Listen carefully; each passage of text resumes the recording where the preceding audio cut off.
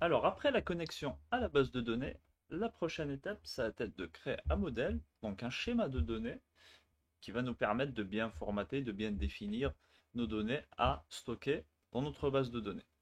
Alors, pour faire ça, on va créer un nouveau dossier qu'on va appeler models, et à l'intérieur, on s'imaginera avoir un fichier qui va s'appeler product.js.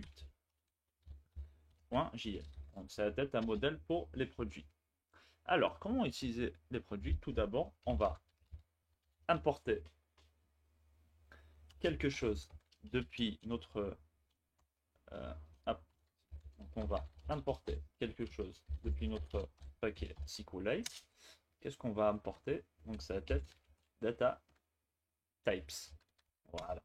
Et puis, on va importer notre base de données qu'on avait définie dans ce dossier-là, dans le dossier DB. Alors, DB from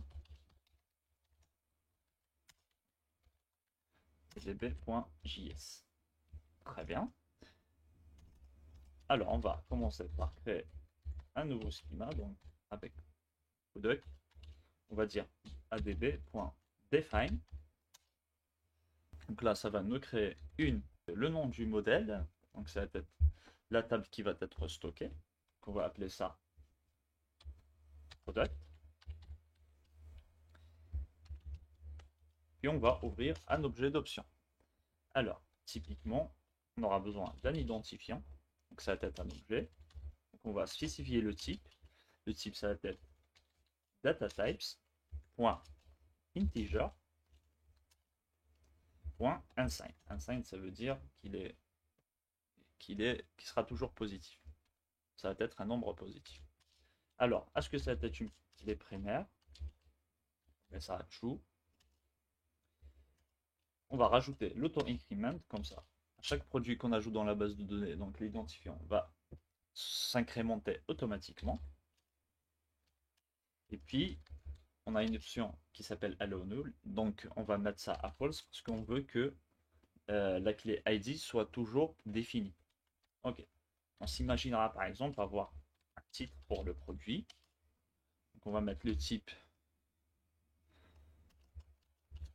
par exemple, à data type, hein, point string. On va mettre le allow nul à false. On va, très important d'avoir le titre. On va mettre le price, par exemple. Toujours types. Donc on va mettre data types, point integer. Même on pourrait avoir float aussi. Bon, ce serait mieux d'avoir un float pour avoir des chiffres, des nombres à virgule. Et puis allow nul, donc on va mettre ça à false. Alors on a besoin d'un prix de départ. Puis ce qu'on pourrait ajouter, ça va être une description pour le produit. Donc on va mettre le type, donc data types, point texte, et puis le allow nu. Donc on va mettre ça à true parce que on peut ne pas avoir de description pour un produit. Donc là, on a fini notre modèle. Il ne reste plus qu'à l'exporter. Donc on va mettre un export default